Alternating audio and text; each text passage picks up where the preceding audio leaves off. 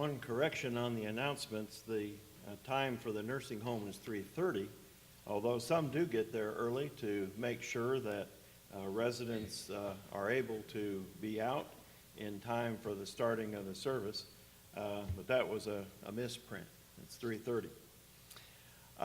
Also, we're glad to have several visiting with us again today. We're glad that Sarah and Dorothy are here. They were members for a while and chose to go off and worship with a lesser congregation. No, just kidding. But we're glad that they're back with us. And Juan is back, and well, temporarily at least. And we have several others that we're grateful to see here today. A few months ago, well, last fall actually, we started with the book of John and continued that up until about 5 weeks ago, ending with John 6. And the reason that we did that is we thought it would have a great value to go through the book of John.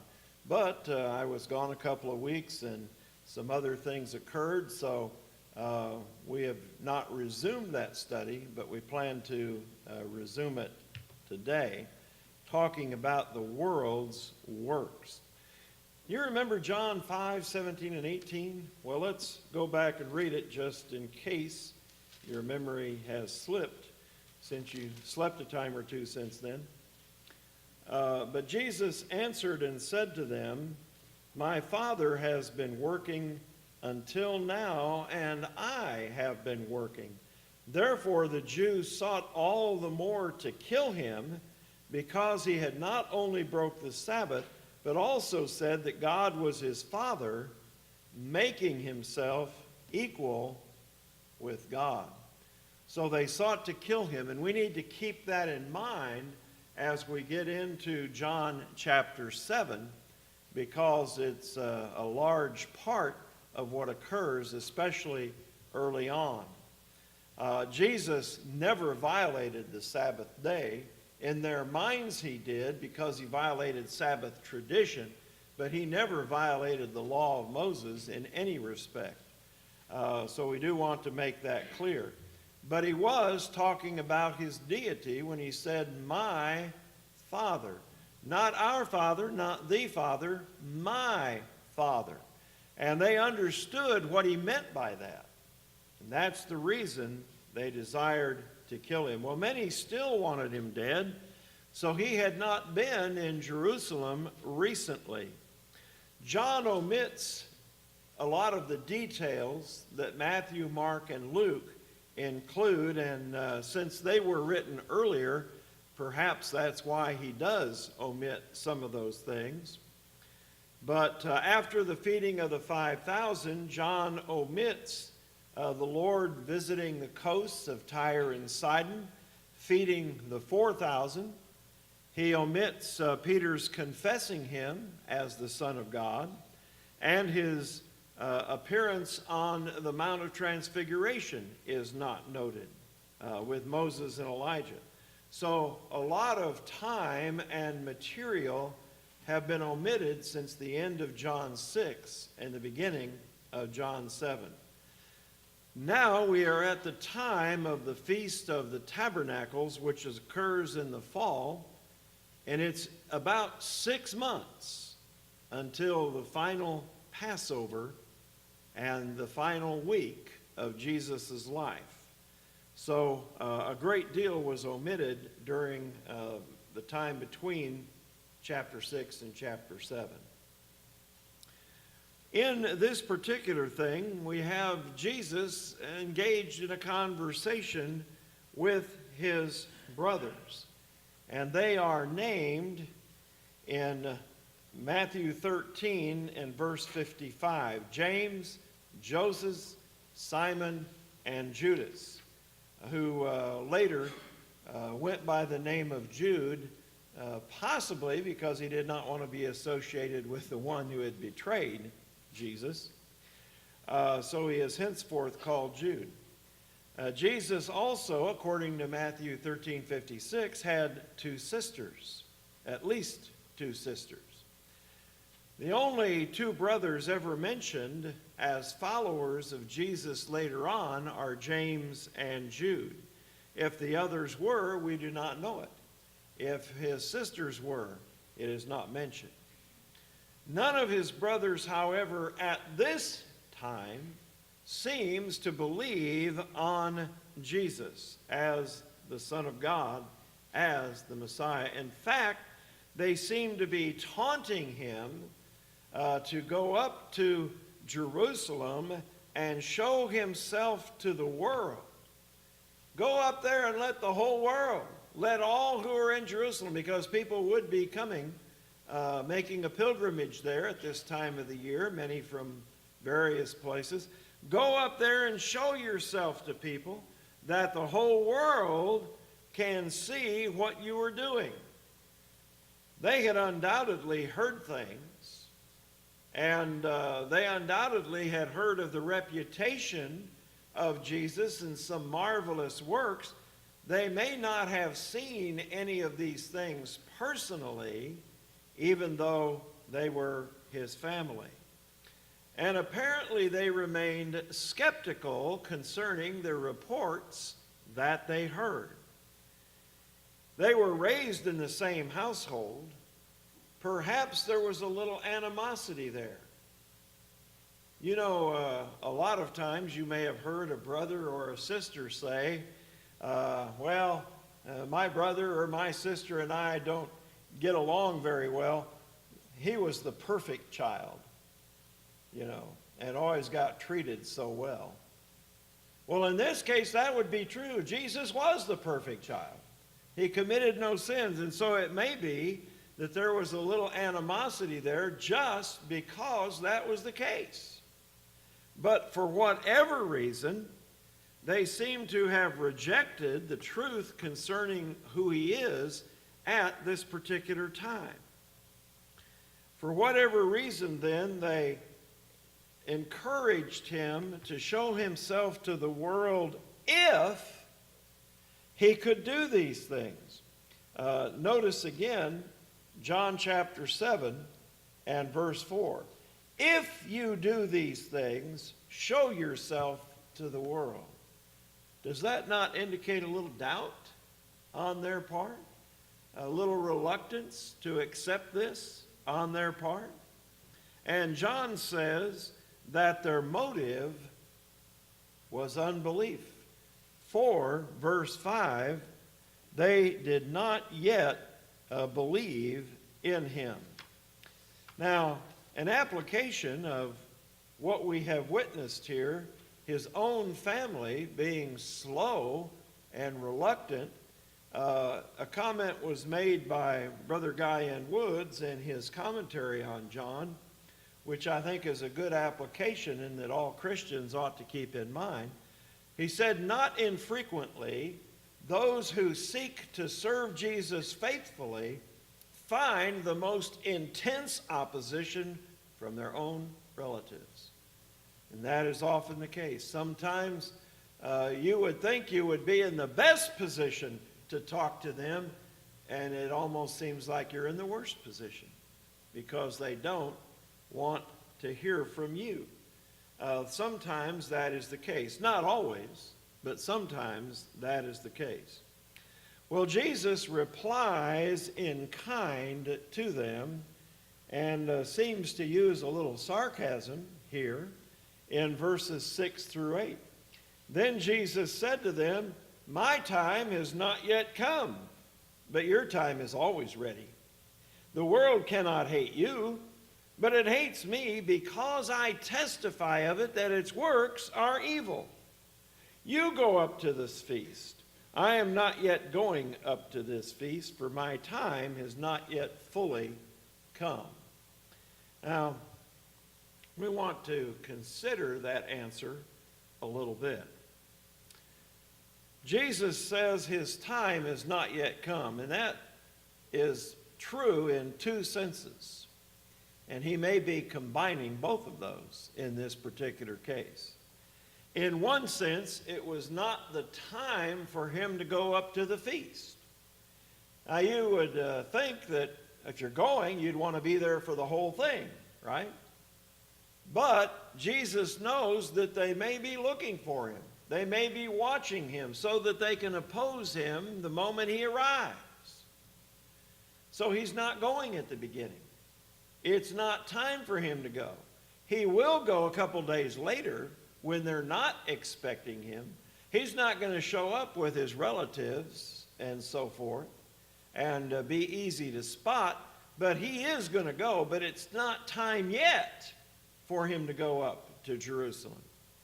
However, there's another sense in which he can mean that, and that it is not yet time for him to go and be crucified. And if he went right away, that might very well occur. He is going to go, and he is going to be crucified in Jerusalem, but not at this time. It's not his time yet. However, he contrasts that with his family and says, it's always your time. Nobody's going to oppose you. You don't say anything that they'd get upset about, unlike the things that I have taught. Nobody's going to oppose you. Nobody's going to find fault with you. And so that's part of his answer. The other part is testifying of the world's works that they are evil. What does he mean by that? Let's read it one more time. The world cannot hate you, but it hates me. Now, these are strong words.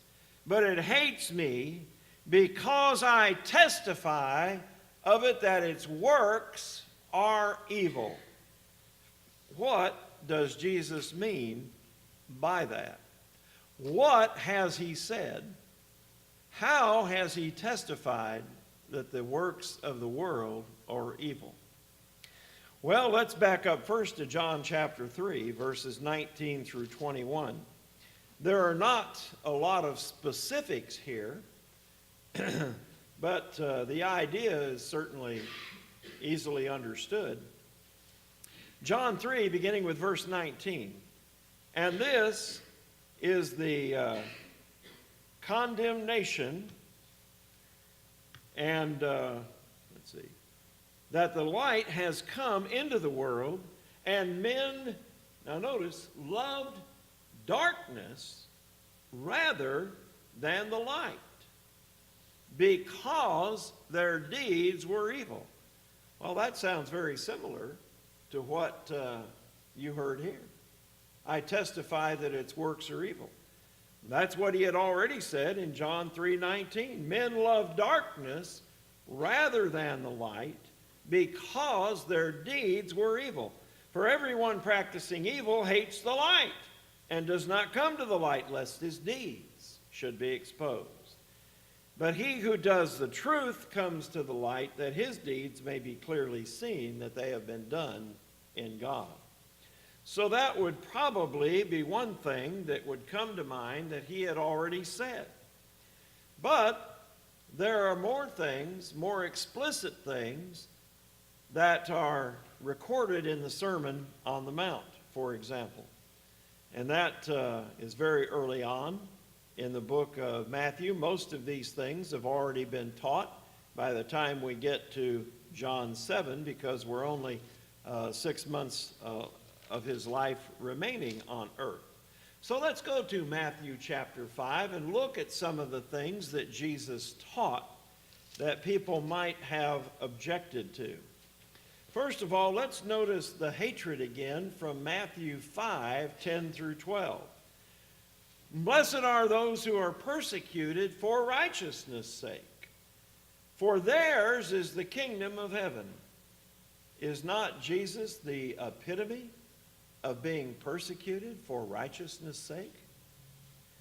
Blessed are you when men shall revile you and persecute you and say all kinds of evil against you falsely for my sake. Rejoice and be exceeding glad, for great is your reward in heaven, for so persecuted they the prophets who were before you.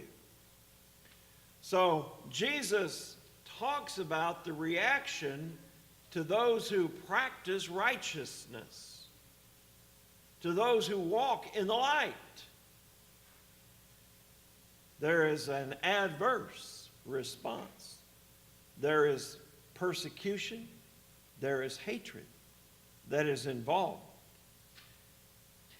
So Jesus testified that the world's works are evil. Now, is that word world referring to the entire world, Jew and Gentile? Possibly so, because many things that the Jews practiced, the Gentiles practiced. In fact, the Gentiles were usually worse. But maybe he is also referring to the Jewish world, the Jewish community, and he has even exposed some of the highest Jews with what they were doing wrong. And that's one reason why they hated him. Well, what examples do we have of that? Well, let's take Matthew 5, 21 and 22. Murder, they would agree, was wrong, but Jesus condemned the hate that led to murder. Again, verses 21 and 22. But you have heard it said to those of old, you shall not murder, and whoever murders will be in danger of the judgment. But I say to you that whoever is angry with his brother without a cause shall be in danger of the judgment.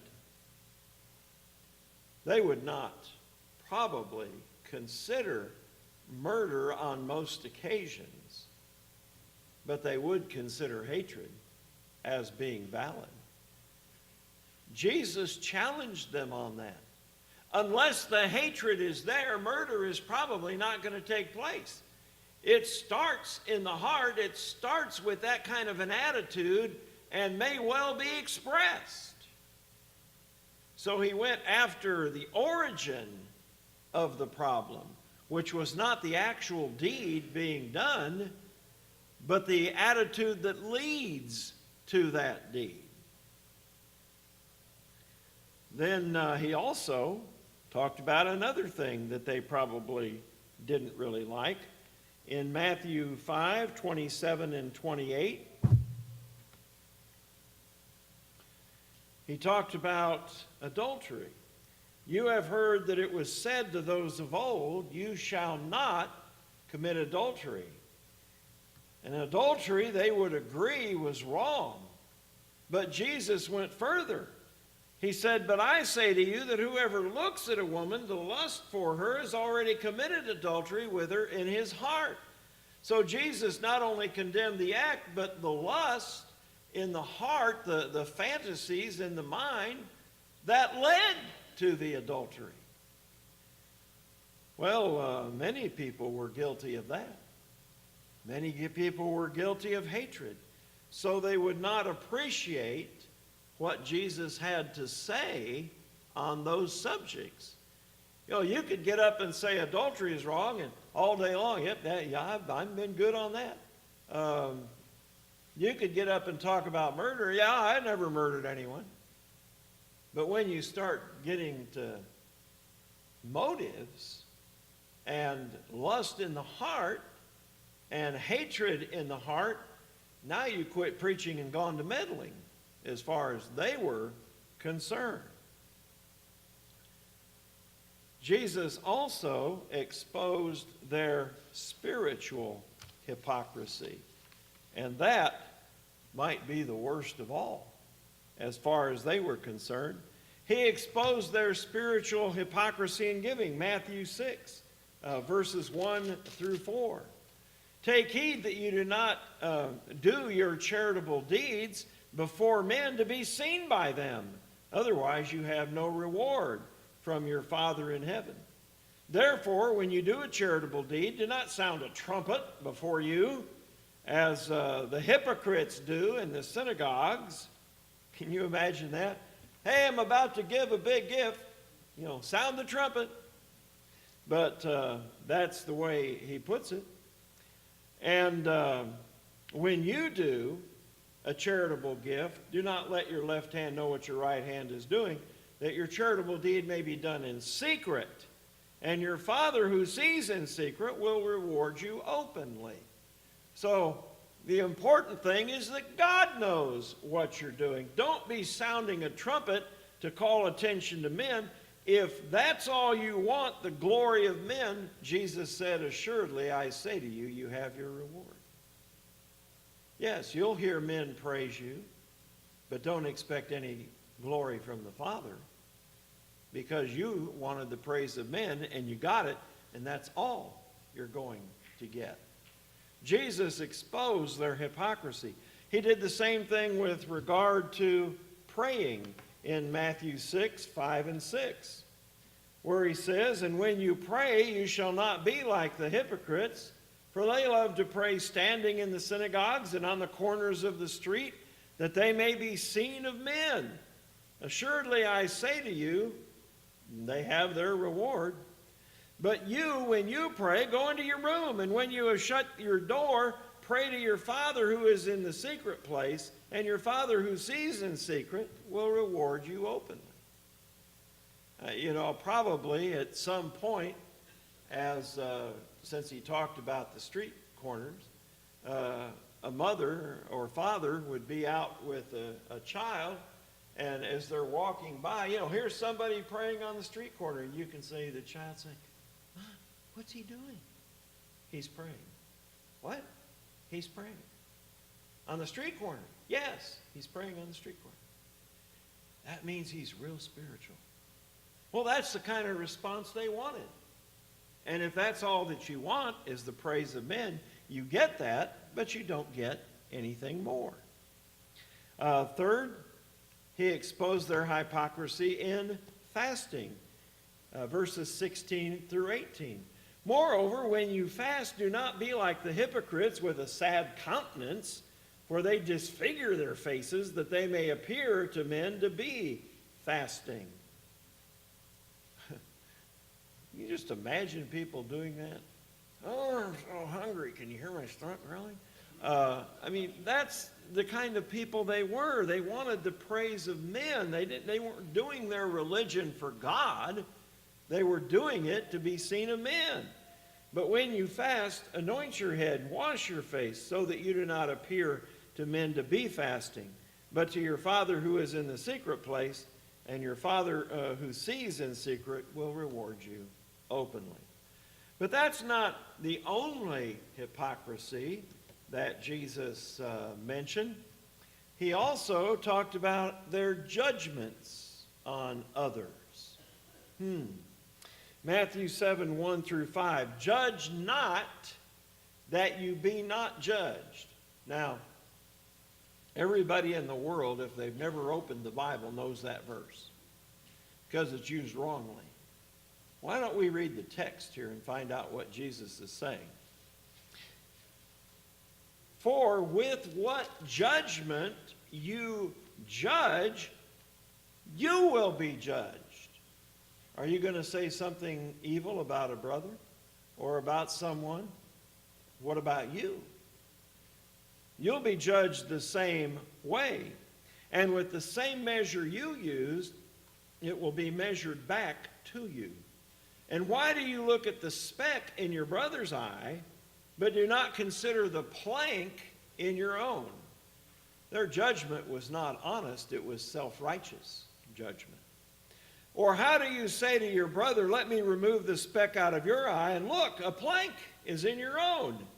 Hypocrite, first remove the plank from your own eye, and then you will see clearly to remove the speck out of your brother's eye. I'm reminded in this passage, and we have another one to look at in Matthew, but in Romans chapter 2, Paul said something of the same order in verses 21 and 22 when he said, you therefore who teach another, do you not teach yourself? You who preach that a man should not steal, do you steal? You who say do not commit adultery, do you commit adultery? You who abhor idols, do you rob temples? And so again, Paul is also dealing with the hypocrisy. They might point their hands at Gentiles about how evil they were and the things that they did, but they were doing some of those same things. And that's hypocrisy. So Jesus talks about judging from this perverted sense of values.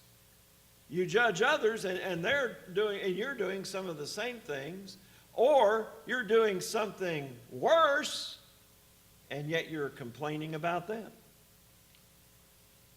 Jesus also judged them in their hypocrisy relating to obedience. Let's notice Matthew 7:21 through 27. Matthew 7:21 through 27. Not everyone who says to me, Lord, Lord, shall enter into the kingdom of heaven. What? You mean we don't just get to say, I believe in you, Lord, and that's it? No, that's what a lot of people say. That's not what the Lord said. Many people are going to call upon him to enter into heaven, but not everybody who calls upon him will enter into heaven. In fact, only he who does the will of my Father in heaven. Many will say to me in that day, Lord, Lord, have we not prophesied in your name, cast out demons in your name, and done many wonders in your name? And then I will declare to them, I never knew you. Depart from me, you who practice lawlessness.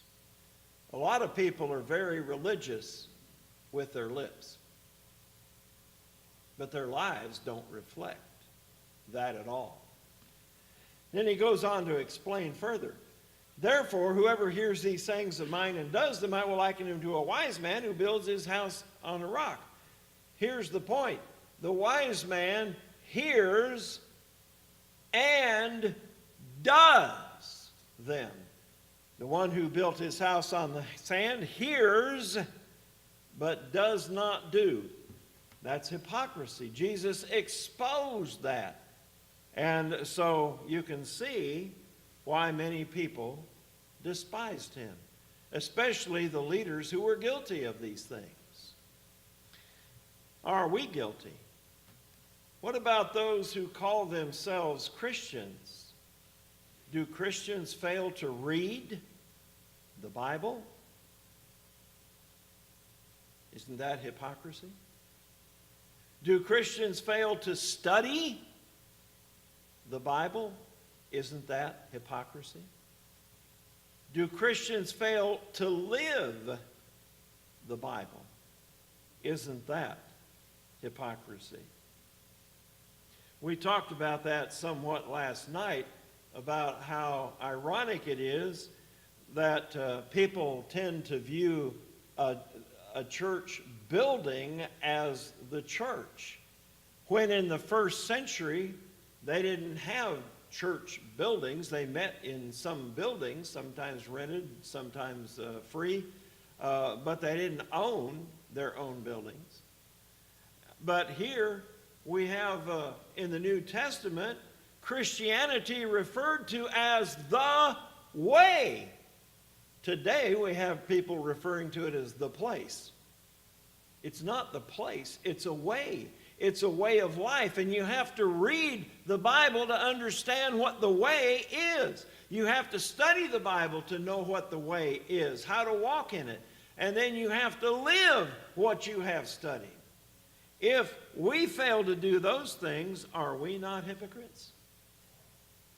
Now, let's also notice something else Jesus said. This probably aroused a lot of animosity too. Matthew 7:13 and 14. Enter in by the narrow gate, for wide is the gate, and broad is the way that leads to destruction, and there are many who go in by it. Because narrow is the gate, and difficult is the way that leads to life, and there are few who find it. Now, take this out of our modern setting and put it in the first century. Jesus is not sitting with us in our society today and saying, you know, there's a lot of atheists out there, there's a lot of Buddhists, a lot of Muslims, a lot of Hindus, a lot of different religions that are not true, and you know, few are actually going to be saved. And everybody sits around and says, oh yeah, all of us who are Christians will be saved. It's the rest of the world that's going to be lost. No, that's not the comparison in Matthew 7. Jesus is talking to the Jewish community. All of these people thought they were going to be saved because they were Jews, because they were of the seed of Abraham. And Jesus is telling them that it's going to be few. Now do you see why there's such hostility? You know, if I say there's some atheists out there that aren't going to make it, you're probably not going to be upset. But if I say there are a lot of Christians who may not have eternal life, that might just make you a little upset. Well, that's what Jesus said to them. You think because you're Jews, you're all going to be saved. But you're not. And the same thing is true of Christians. There are many who call themselves Christians who have never obeyed the gospel. And even among those who have obeyed the gospel, some are not living right. Few excludes a lot of people. Many includes a lot of people. So Jesus challenged their thinking. And he also challenged their traditions and their cultural practices as not having come from the law of Moses and not something that God was interested in seeing the way that they were doing. He is not in harmony, Jesus is not in harmony with the spiritually correct of his day. He heals on the Sabbath day. He condemns the spiritually elite. He testifies that the world hates him because their works are evil. In Matthew 23, Jesus even goes a little further in denouncing some of the spiritual leaders of his day, even suggesting that they were profiting financially from religion. He hadn't done this yet, but he would soon. Matthew chapter 23 and verse 14. Woe to you, scribes and Pharisees, hypocrites! And by the way, if there's any doubt about who he was talking about, he called them hypocrites about 7 or 8 times here in Matthew 23. And he called them by name, saying they were hypocrites. Woe to you, scribes and Pharisees, hypocrites, for you devour widows' houses, and for a pretense make long prayers. Therefore you will receive greater condemnation. You don't think there are people trying to make money off of religion today? Have you thumbed through some of the TV stations? I try to avoid them. Occasionally I come across something. Well, one thing that is common to almost everybody is we have to have money. Pleading, sometimes crying, begging for money, more money. Well, I don't think they were that overt in the first century, but some of them were making money off of people's misery. A lot of the TV shows and some of the popular books never follow Jesus' example of testifying of the world's sins, do they? They don't do that.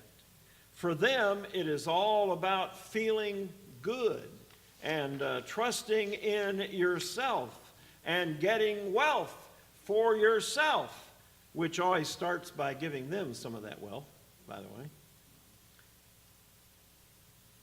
But also consider now that the world oftentimes hates Jesus to this very day. Even though he might be revered by a large segment of society, many still do not appreciate him. You have skeptics like Voltaire and Thomas Paine, who in Age of Reason took issue with a lot of things that are in the Bible. You have Robert Ingersoll, well-known skeptic in the 1800s, Madalyn Murray O'Hair,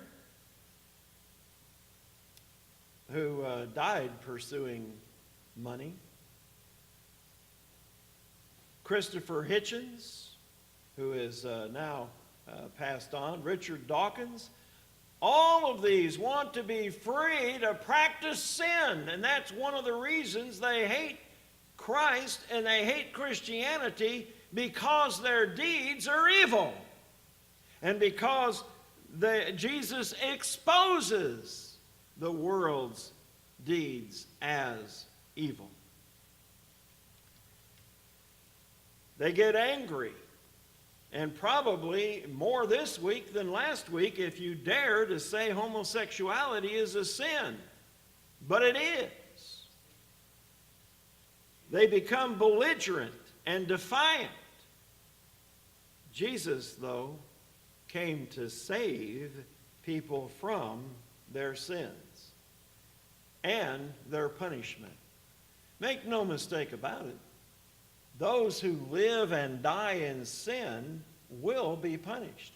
Jesus knows what sin causes in people, and he knows what the punishment is, and therefore he came to save people from their sins. The sins that people engage in can't save anyone.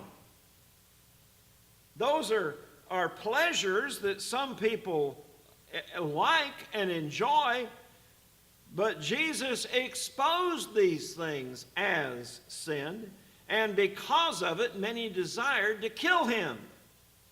And we'll look at that a little bit more next week. But things have not changed since the first century. Things have not changed since the first century. People still don't like sin to be condemned. They don't want anyone to testify that the works being done are evil. But they are. The good news of the gospel is you don't have to be there. God can save you from your sins. You've got to give them up, though. God's not going to save anybody in their sins. I think that's another false concept that many want to believe in is, well, God doesn't like this, and, it goes against his grain, but he knows that I can't give it up, so I'm going to go ahead and keep doing it, and God will just forgive me. No. Sin has to be repented of. God does not save people in their sins. He saves people from their sins. And so, whatever sin you may be dominated by, you do not have to endure that. There is a way out. There is a way up and out of the mire of sin. But it involves being willing to give it up and to practice righteousness instead. Jesus died on the cross to save people from this. He knows what sin is. He can define sin. He can explain it. He can testify that its works are evil. And he will talk about the place where sin leaves someone, eternal fire. But you do not have to be there. You are not required to go there.